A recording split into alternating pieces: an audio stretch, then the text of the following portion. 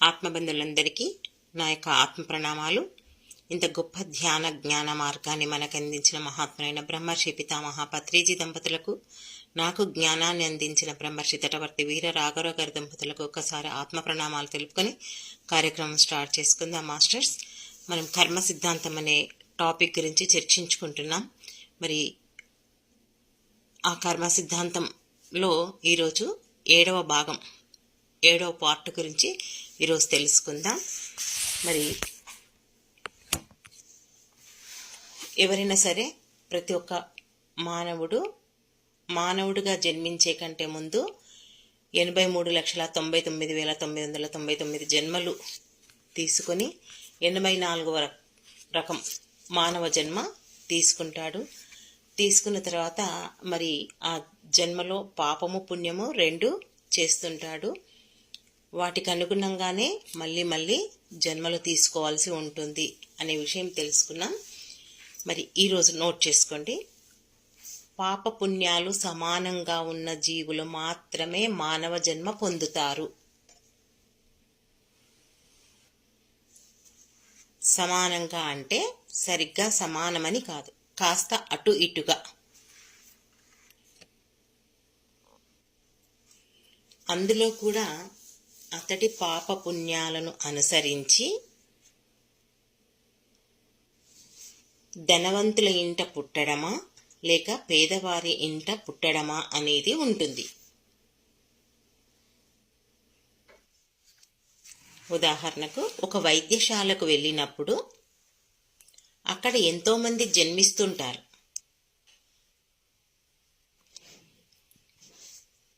అందులో కొందరు అత్యధిక సంపన్నులకు పుట్టగానే భోగాల మధ్య పెరుగుతారు. కొందరు ఏమీ లేని వారి ఇంట పుట్టి చిన్న వయసు నుంచే పస్తులుంటారు. ఇంకా కొందరు డబ్బు లేని ఇంట పుట్టినా సదాచార సంపన్నుల ఇంట పుడతారు. మనకందరికీ తెలుసు కదా, పాపం పుణ్యం వలనే మళ్ళీ మనం మానవ జన్మ తీసుకుంటామని తెలుసు కదా. అంటే ఈ పాపము పుణ్యము అనేది 2 సమానంగా ఉండాల్సిన అవసరం లేదు, కొద్దిగా అటు ఇటు. అందుకే పాపం ఎక్కువ ఉంటేనేమో మనం ఎక్కువ కష్టాల పాలవుతాం, పుణ్యం ఎక్కువ ఉంటేనేమో ఎక్కువ సుఖం పొందుతాం. ఇక్కడే మనం గమనించవచ్చు మన జీవితంలో మనం జీవిస్తున్నటువంటి విధానం ఎలా ఉంది, కష్టంగా ఉందా సుఖంగా ఉందా, దాన్ని బట్టి మనం అర్థం చేసుకోవచ్చు. గతంలో మనం ఎలాంటి కర్మలు చేశాము, పాపకర్మలు చేశామా పుణ్యకర్మలు చేశామా. సరే, అలా జీవిస్తున్నాము అంటే బాధగా ఉంటే ఎప్పుడు ఇంకా బాధతోనే ఉంటాము, దుఃఖిస్తుంటాము, చింతిస్తుంటాం. అందుకే మరి ఈ జన్మలో నేనని సరి చేసుకోవాలి అనే ఎరుక అక్కడ ఉండాలి. దాని తర్వాత ఇక్కడ ఏం చెప్తున్నాడు అంటే, ఉదాహరణ, మనం ఒక హాస్పిటల్కి వెళ్ళాం. హాస్పిటల్కి వెళ్తే అక్కడ మరి ఎంతోమంది పుడుతుంటారు కదా, ఆడవాళ్ళు పుడుతుంటారు, మగవాళ్ళు పుడుతుంటారు. మరి కొంతమంది ధనవంతుల ఇంట్లో పుట్టిన వెంటనే భోగభాగ్యాలు అనుభవిస్తారు. కొంతమంది పేదరికంలో జన్మిస్తారు, అది ఓకే. కొంతమంది డబ్బులని ఇంట్లో పుట్టినా కూడా ఏమంటారు, ఎంతో జ్ఞానవంతులు ఉంటారు, యోగులై ఉంటారు, సదాచార సంపన్నులై ఉంటారు. చూస్తే తల్లి తండ్రేమో మామూలు జనాలు, అంటే వాళ్ళకేమీ ఆధ్యాత్మిక జ్ఞానము ఉండదు. పోనీ ప్రాపంచిక జ్ఞానము ఉంటుందా అంటే ప్రాపంచిక జ్ఞానము కూడా ఉండదు. ఏదో కష్టం చేసుకొని బతికే వాళ్ళు కూడా ఉంటారు. అలాంటి వాళ్ళ ఇంట్లో మరి యోగులు కూడా పుట్టే అవకాశం ఉంటుంది. ఓకే, నెక్స్ట్, ఈ 3 జన్మలకు వ్యత్యాసం కూడా ఉంది. ఏ 3 జన్మలకు? డబ్బు ఉన్నవాళ్ళు, డబ్బు లేని వాళ్ళు, సదాచార సంపన్నులు. 3 రకాల జన్మలు.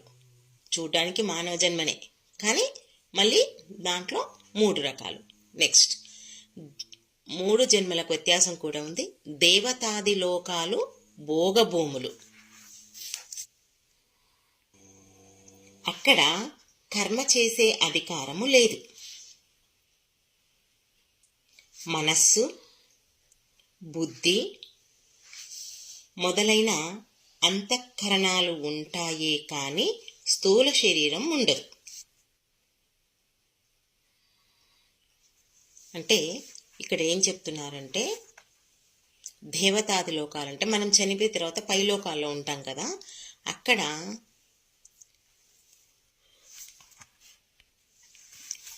మనకు అంటే ఆత్మకు మనసు ఉంటుంది, బుద్ధి ఉంటుంది, మొదలైన అంతఃకరణాలు ఉంటాయి. కానీ కర్మ చేయడానికి అవకాశం ఉండదు. ఎందుకు ఉండదు కర్మ చేయడానికి అవకాశము అంటే, ఈ శరీరం ఉండదు కాబట్టి అక్కడ మనం ఏమీ చేయలేం. కాబట్టి కనుక కర్మ చేసేందుకు అవకాశం లేదు. కాబట్టి సంపాదించుకున్న పుణ్యం ఖర్చు చేయడానికి మాత్రమే ఆ జన్మ పనికి వస్తుంది.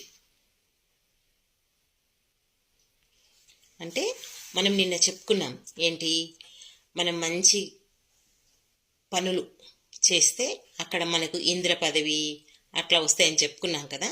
ఆ పదవిలో జీవించడానికి మనం కొన్ని రోజులు అక్కడ శరీరం ఉండదు, కానీ ఆ ఆత్మతోనే అన్నీ చేస్తుంటాం. కాబట్టి అంటే ఇంకెక్కడ కర్మ చేయడానికి ఇంకేమీ లేదు. మనం సంపాదించుకున్న పుణ్యం ఖర్చు చేయడానికి మాత్రమే అక్కడ అవకాశం ఉంటుంది. అర్థమవుతుంది కదా. ఓకే, నెక్స్ట్ జంతు జన్మల్లో మనసు ఉంటుంది, స్థూల శరీరము ఉంటుంది, కానీ బుద్ధి ఉండదు. యుక్తాయుక్త విచక్షణ జ్ఞానము ఉండదు. జంతువులు, పక్షులు, చెట్లు పనిచేసినట్లు, స్పందించినట్లు కనిపిస్తాయి. వాటికి స్వతంత్రేచ్ఛ ఉండదు.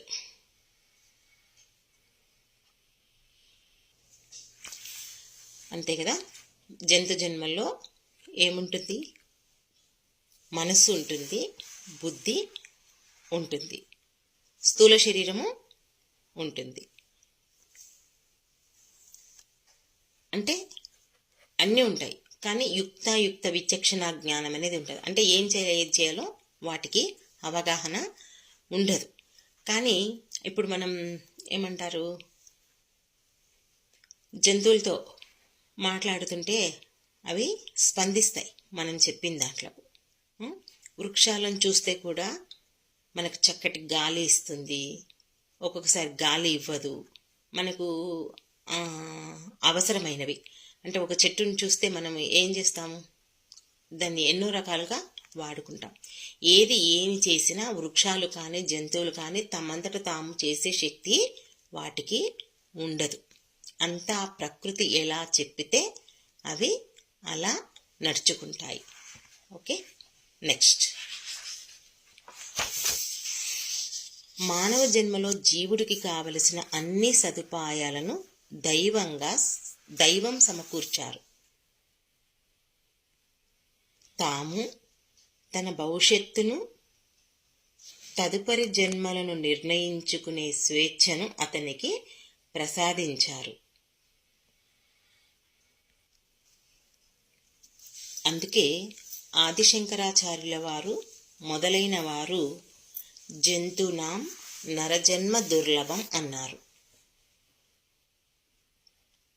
అంటే మానవ జన్మ పొందటం అత్యంత దుర్లభమైనది. దానికి దైవానుగ్రహం పుష్కలంగా ఉండాలి. మరి సృష్టిలో జంతువులకు, వృక్షాలకు ఇవ్వలేనటువంటి అవకాశాలను, సదుపాయాలను భగవంతుడు మనకు ఇచ్చాడు. అయితే ఇక్కడ మన భవిష్యత్తుని మనమే నిర్ణయించుకోవచ్చు. ఆ స్వేచ్ఛను మనకిచ్చాడు భగవంతుడు. అందుకే మనం ఇలా ఉన్నాం. మన ఇష్టం వచ్చిన పనులు మనం చేస్తూ, మనం మంచి చెడు ఆలోచించకుండా మన ఇష్టానుసారం మనం జీవిస్తున్నాం. ఆదిశంకరాచార్యులు వారు ఏం చెప్తున్నారు అంటే, జంతునాం నరజన్మ దుర్లభం. ఈ మానవ జన్మ దొరకడం చాలా గొప్ప విషయం. అందరం అనుకుంటున్నాం ఇలా పోతాం అలా వస్తామని. అది అంత ఈజీ కాదు. ఈ జన్మ రావాలంటే మనం ఎంతో కష్టపడాలి. దానికి ఆ దైవం యొక్క అనుగ్రహం మనకు ఎంతో ఉండాలి. ఉంటేనే మనకు ఈ మానవ జన్మ లభిస్తుంది. లేదంటే మనకు మానవ జన్మ లభించదు. అందుకే దొరికిన ఈ మానవ జన్మను మనం సార్థకం చేసుకోవాలి. సార్థకం చేసుకుంటేనే మళ్ళీ జన్మ మంచిది వస్తుంది. Okay, next. అయితే ఇక్కడ ఒక విషయం గుర్తుంచుకోవాలి. జంతు జన్మలు తక్కువ అని చెప్పినంత మాత్రం చేత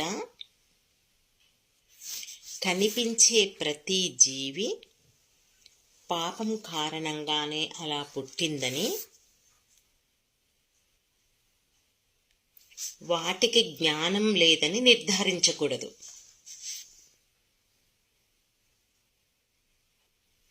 ఒక మహాజ్ఞానిని, జీవన్ముక్తుడిని మనుషుల కంటే ముందుగా గుర్తించేది ప్రకృతి. పశుపక్షాదులు, వృక్షాదులే. భగవాన్ రమణ మహర్షి, త్రైలింగ స్వామి, ఇంకా ఈ దేశంలో నడియాడిన ఎందరో మహానుభావుల చరిత్రలకు మనకు ఈ విషయాన్ని స్పష్టం చేస్తున్నాయి. మనం గుర్తుంచుకోవాల్సిన విషయం ఏంటి అంటే, మానవ జన్మ కాకుండా జంతు జన్మలుంటే వాటిని తక్కువ అంచనా ఇస్తాం. అవి ఎంత పాపం చేశాయో జంతు జన్మ తీసుకుంటుంది అని మనం అనుకుంటాం. కానీ అలా మనం నిర్ధారించొద్దు. అక్కడ అవి ఏ అనుభవం నేర్చుకోవాలో వాటి కోసమే పుట్టాయి. అసలు మనం జంతువులను చూస్తే కనుక ఏమంటారు, ఈ కుక్కల్ని, పిల్లుల్ని మనకు భారతదేశంలో చూస్తే అవి రోడ్డు మీద ఎన్నో కనిపిస్తాయి. ఇక్కడ అమెరికాలో చూస్తే మనుషులకు రోడ్డు మీద ఒక కుక్క కనిపించదు, ఒక పిల్లి కనిపించదు. ప్రతి ఇంట్లో కుక్కలు, పిల్లులే. ఇక్కడ ఏంటి, మనుషుల కంటే వాటికే ఎక్కువ ప్రాముఖ్యతనిస్తారు. వాటితోనే వాళ్ళు జీవనం గడుపుతుంటారు.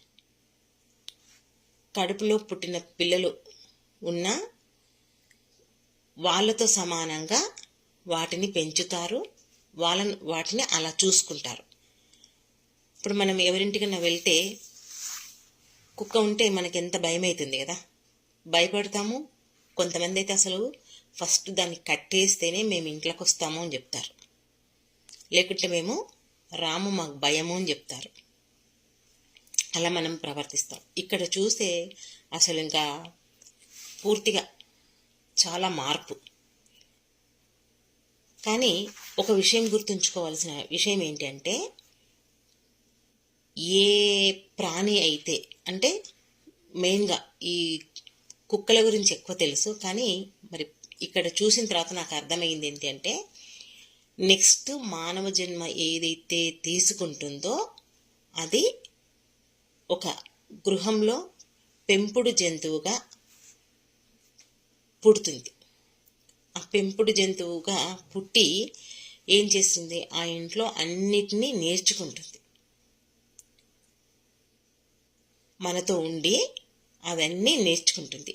ఆ జంతు జన్మ చాలించిన తర్వాత నెక్స్ట్ అంటే జంతు జన్మ ఒకటే కాదు, పెంపుడు జంతువుగా ఏదైతే ఉంటుందో అదే నెక్స్ట్ మానవ జన్మను తీసుకుంటుంది. అది ఇక్కడ. అయితే ఈ జంతు జన్మ తీసుకుందని మనం తక్కువగా నిర్ధారణ చెయ్యొద్దు.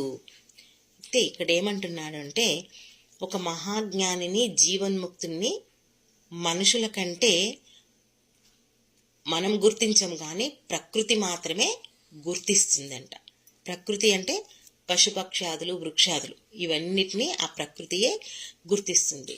మనం ఎవరిని చెప్పుకోవచ్చు ఉదాహరణగా అంటే ఈ రమణ మహర్షిని, త్రైలింగ స్వామిని, వీళ్ళంతా ఈ ప్రపంచంలో నడయాడిన దేవుళ్ళు.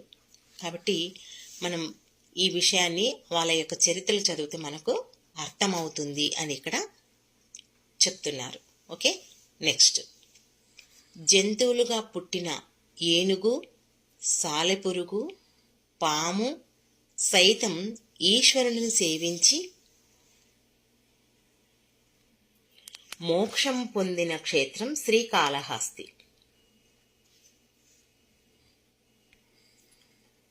అనగా వాటిలో కూడా చైతన్యం మెండుగా ఉందని గుర్తించాలి. కానీ మనిషిగా పుట్టిన వాడికి ఇది ఓ గొప్ప సువర్ణ అవకాశం అని చెప్పడమే గురువుల లక్ష్యం. మనందరికీ ఏం తెలుసు? మానవ జన్మ తీసుకుంటేనే మోక్షం పొందడానికి అవకాశం ఉంటుంది మనకే అని అనుకుంటాం. అయితే ఇక్కడ జంతువులుగా జన్మ తీసుకున్నప్పుడు కూడా మోక్షం పొందవచ్చు. మరి వాటికి ఏవి అంటే ఈ ఏనుగు, సాలెపురుగు, పాము ఇవన్నీ ఆ భగవంతుణ్ణి, ఈశ్వరుని సేవించి మోక్షం పొందినాయి అని ఇక్కడ చెప్తున్నారు. అంటే వాటిలో కూడా ఆ చైతన్యం ఎక్కువగా ఉంది అని మనం ఇక్కడ గుర్తించాలి. కానీ మనిషిగా ఎవరైతే పుడతారో వాళ్లకు గొప్ప సువర్ణ అవకాశం. అవి ఎంతో కష్టపడితే వచ్చాయి. కానీ మానవుడికి చాలా ఈజీ. ఏంటి? ఈ పాప పుణ్యాలు చేసే కారణాన్ని బట్టే, అంటే ఇక్కడ పాప పుణ్యము కంటే సత్కర్మలు చేయడమే చాలా గొప్ప విషయం. మన ఆత్మను వృద్ధిలోకి తీసుకొచ్చుకోవాలి. ఆత్మను ఎక్కువ మనం ఏమంటారు, ఉన్నత స్థాయికి తీసుకెళ్తేనే కదా మనం మోక్షాన్ని పొందేది. కాబట్టి ఈ ఆత్మను ఉన్నత స్థాయికి తీసుకెళ్ళడానికి మనం ఎక్కువ ప్రయత్నం చేయాలి. దానికి ఈ మానవ జన్మ ఎంతో గొప్పగా మనకు పనికొస్తుంది అని చెప్పేసి ఈ జన్మలోనే మనం మోక్షం పొందాలి, దానికోసమే మన ప్రయత్నం ఉండాలి అని చెప్పేసి మనకు గురువులు చెప్తుంటారు. ఓకే, నెక్స్ట్, అలాగే ఋషులు మొదలైన తపస్సంపన్నులు సైతం కొన్నిసార్లు లోక కళ్యాణ నిమిత్తం దైవదేశానుసారం వృక్షాలుగా, పశుపక్షాదులుగా జన్మలెత్తిన సందర్భాలు సనాతన ధర్మ వాగ్మయంలో కోకొల్లలు. ఇప్పుడు మనమందరం ఏమనుకుంటాం? మానవ జన్మ తీసుకున్న తర్వాత, మోక్షం పొందిన తర్వాత మళ్ళీ జన్మ లేదని మనందరికీ తెలుసు కదా. ఆ మోక్షం పొందడానికి మనం ప్రయత్నం చెయ్యాలి. మరి మోక్షం పొందిన తర్వాత అక్కడే ఉండిపోతామని నిన్న కూడా అడిగిండ్రు కదా, ఎవరో అడిగారు, గుర్తులేదు నాకు పేరు. కానీ మోక్షం పొందిన తర్వాత మళ్ళీ మనం కిందికి రావద్దా, మరి అక్కడే ఉండిపోతామా, మన ఏమంటారు, ఆ మోక్షం పొందాలంటే ఏం చేయాలి, ఇవన్నీ నిన్నొచ్చాయి. నేను మరి రాత్రి క్లాసులు అనుకుంటా నేను. అయితే ఇక్కడ ఏంటి అంటే, ఋషులు, తపస్సంపన్నులు సైతం మొదలైన వాళ్ళు వీళ్ళు ఏం చేస్తారంటే, ఆ మోక్షం పొందిన ఆ అర్హత ఉన్నా, అక్కడ ఉన్న లోక కళ్యాణ నిమిత్తము కానీ, లేక దైవం యొక్క సందేశం ప్రకారం కానీ వాళ్ళు మళ్ళీ ఇంకో ఏంటి, వృక్షాలుగా, పశుపక్షాదులుగా మళ్ళీ జన్మ తీసుకుంటారు. మనం ఏం చెప్పాము? ఒకసారి మానవ జన్మలోకి వస్తే ఎంతో క్రూరాతి క్రూరమైన పనులు చేస్తేనే మనం ఈ జంతు జన్మల్లోకి వస్తాము అని మనం తెలుసుకున్నాం. ఇంతవరకు మనకు అలాగే తెలుసు. కానీ మనం చేసే మంచి పనులు ఉన్నా సరే, మోక్షం పొందినా సరే, లోక కళ్యాణ నిమిత్తం, అంటే ఈ లోకానికి ఉపయోగపడాలి కదా. మనం పైన ఉండి ఏం చేసేది ఉంది, లేదా ఆ భగవంతుని యొక్క సందేశం ప్రకారం. మరి ఇప్పుడు నిజంగా మనం గమనిస్తే పత్రి గారు ఆయన ఎప్పుడో ఎన్లైటన్మెంట్ మాస్టర్, మోక్షం పొందిన వ్యక్తి. కానీ ఈ లోక ఉద్ధరణ కోసం మళ్ళీ ఈ భూమి మీదకి ఏం చేశాడైనా, జంతువులను రక్షించడానికి జన్మను తీసుకొని వచ్చాడు. అంతే కదా, ఆయన వచ్చింది దానికోసమే. హింస చోడు హంసాపకుడు, అందరికీ ఈ మాంసాహారం మానిపించి ఎన్నో ఒక మానవుడు మాంసాహారం తినడం మానేస్తే ఎన్నో జంతువులు రక్షింపబడతాయంట. అందుకే ఆ హింసను మానిపించి అతడు అందరికీ ధ్యానం చేయించి వాళ్ళ యొక్క ఆత్మ అభివృద్ధికి తోడ్పడాలని చెప్పేసి ఆయన ఈ జన్మలో ఈ శ్వాస మీద ధ్యానాన్ని తీసుకుని ప్రతి ఒక్కరిని బుద్ధుడిగా తయారు చేయడానికి ఈ భూమి మీదకి వచ్చాడు.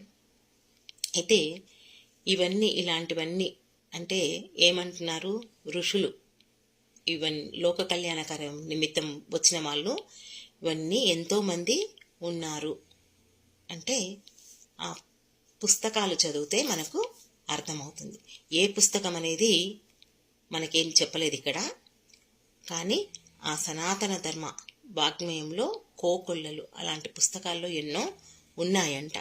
అంటే ఇక్కడ మనం చూస్తే తిరుమలలో కానీ, అహోబిలంలో కానీ, శ్రీశైలంలో కానీ, అరుణాచలంలో కానీ మొదలగు పుణ్యక్షేత్రాలు ఏవైతే ఉన్నాయో అక్కడ దేవతలు, ఋషులు రాళ్ళలాగా, రప్పలలాగా, చెట్లు, చేమలు, మనం చెప్పుకున్నాం ఏంటి 84 రకాలు అని చెప్పుకున్నాం కదా. 83,99,099 రకాల జన్మలు ఏవైతే ఉన్నాయో ఆ రూపాలను తీసుకుని అక్కడ వాళ్ళు సంచరిస్తుంటారంట. ఇక్కడ మన ఊర్లలో కాదు, పుణ్యక్షేత్రాల్లో అక్కడ ఆ దాంట్లో కూడా వాళ్ళు తపం ఆచరిస్తున్నారంట. అంటే ధ్యానం చేస్తున్నారు అని చెప్పేసి పురాణం యొక్క వచనం, అంటే పురాణాలలో చెప్పబడింది. పురాణాలు చదివితే మనకి ఇవన్నీ తెలుస్తాయి. మనకి ఎన్నో పురాణాలు ఉన్నాయి కదా, 18 పురాణాలు ఉన్నాయి, ఉపనిషత్తులు ఉన్నాయి, వేదాలు ఉన్నాయి, మహాభారత, భాగవత, రామాయణ ఇత్యాది గ్రంథాలు ఉన్నాయి. ఇవన్నీ మనం చదివితే మనకి ఇవన్నీ ఇంకా ఎన్నెన్నో విషయాలు తెలుస్తాయి. మనం ఒక గీత గీసుకొని ఇక్కడి వరకే అని అనుకుంటున్నాం, అవన్నీ చదివితే మనకు అర్థమవుతాయి. మనకి ఇన్ని రోజులు తెలిసింది ఒకటి, మనం ఇంకా ఈ లోతుల్లోకి వెళుతుంటే మరి ఇంకా లోక కళ్యాణ నిమిత్తం మనం ఈ భూమి మీదకి వస్తాము అనే విషయం కూడా గుర్తుంచుకోవాలి. అంతే కదా, మామూలుగా మనం మానవ జన్మ తీసుకుని మన ఇంటి వరకే, మన వరకే మనం జీవిస్తే ఎలా ఉంటుంది, అదే ఒక కాలనీ వరకు జీవిస్తే ఎలా ఉంటుంది, అదే ఒక ఊరు వరకు జీవిస్తే ఎలా ఉంటుంది, అట్లా ఒక్కొక్క పోస్ట్ తీసుకుని మనం జీవిస్తుంటే ఎట్లా ఉంటుంది, మనకి ఎంత సంతోషంగా ఉంటుంది. మన పోస్ట్ పెరిగే కొద్దీ మన స్థాయి. అంతెందుకు, ఇప్పుడు స్కూల్లో పనిచేసేవారు మామూలు టీచర్గా ఉన్నప్పుడు అతని సంతోషం ఎలా ఉంటుంది, ఒక హెడ్ మాస్టర్ స్థాయికి వెళ్ళినప్పుడు, ఒక ప్రిన్సిపల్ స్థాయికి వెళ్ళినప్పుడు, ఒక ప్రొఫెసర్ స్థాయికి వెళ్ళినప్పుడు, ఒక మేనేజర్ స్థాయికి వెళ్ళినప్పుడు, ఇలా పోస్టులు పెరుగుతుంటే మన యొక్క జ్ఞానము పెరుగుతుంది, మన యొక్క సంతోషము పెరుగుతుంది, ఆ జీవితమే వేరుంటుంది. అట్లాగే ఇప్పుడు మన ఇంటిని ఒకటే చూసుకునే కంటే ఈ లోకాన్నే ఉద్ధరించే పని చేస్తే ఇంకా ఎన్ని నేర్చుకుంటాం మనం. అందుకే మన ఇష్టానుసారమే మళ్ళీ మనం అక్కడ వాళ్ళు ఇష్టానుసారం కూడా కాదు, ఇక్కడ దైవ సందేశం ప్రకారం లోక కళ్యాణ నిమిత్తం మళ్ళీ మనం కింది జన్మల్లోకి వస్తాము. అడిగారు కదా నిన్న, మళ్ళీ మనం మానవ జన్మ తీసుకున్నాక కింది జన్మల్లోకి వెళ్తామంటే, వెళ్ళడం అంటే క్రూరాతి క్రూరమైన పనులు చేస్తేనే వెళ్తాము. కానీ మనకు అక్కడ ఆ పైలోకాలకు వెళ్ళిన తర్వాత లోక కళ్యాణ నిమిత్తం అంత శక్తి సంపాదిస్తే కదా, ఆ విషయం కూడా గుర్తుపెట్టుకోవాలి మనం. అంత శక్తిని సంపాదిస్తేనే ఆ దైవం మనకు ఆదేశం ఇస్తాడు కదా. మనం చేసే పనులను బట్టి మనకి ఎవరైనా నువ్వు ఈ పని బాగా చేస్తున్నావు అబ్బా, నువ్వు ఈ పని చెయ్యని చెప్పేసి అప్పచెప్తా, అంతే కదా. అట్లా మనం ఇక్కడ గుర్తుపెట్టుకోవాలి. అంటే మనం ఇంకా ఎంత ఉన్నత స్థితికి చేరాలి అనేది మనం ఇక్కడ గుర్తించాలి. గుర్తిస్తే ఇంకా మంచి మంచి పనులు చేస్తాము. ఏమంటారు, ఇంకా ఈ సాధన, స్వాధ్యాయము, సజ్జన సాంగత్యము ఇంకా అత్యధికంగా చేసి ఇంకా ముందుకు వెళ్ళాలని మనకు అర్థమవుతుంది కదా. ఇవన్నీ తెలుసుకుంటేనే కదా అర్థమయ్యేది. లేదంటే మనకింతే, మనకి ఇంకేమంటారు, శ్వాస మీద ధ్యాస ఉంచి ధ్యానం చేయమన్నారు. మన పనులు 50% ఆధ్యాత్మికం, 50% ప్రాపంచికం, ఇంతే కదా. ఇదేదో బాగుంది, ఇంకెలా చేసుకుంటూ పోదాము అనే విషయం మనకంతే తెలుసు కదా. మళ్ళీ మనం జంతు జన్మలోకి వెళ్ళకుంటే చాలబ్బా, ఇక్కడి వరకు ఉందాము అని ఒక లైన్ గీసుకొని ఉంటాం. ఇప్పుడు అర్థమైంది కదా. మనం ఎంత మంచి జీవితం జీవిస్తే మనకు అంత పదవులు వస్తాయి. లోకోద్ధరణ కోసం మనం పాటుపడే పదవులు కూడా మనకు వస్తాయి. చూడండి, ఇక్కడితో అయిపోలేదు. లోకాన్నే రక్షించే పనులు చేయడానికి మనకు అవకాశం ఉంటుందనే ఒక విషయం ఈరోజు ఈ సబ్జెక్టు ద్వారా మనం తెలుసుకున్నాం. కాబట్టి ఇంకా మన సాధన, జ్ఞానం పెంచుకుందాం. ఓకే మాస్టర్స్, ఈ అవకాశం నాకు ఇచ్చినందుకు మీ అందరికీ నా యొక్క కృతజ్ఞతలు. Thank you.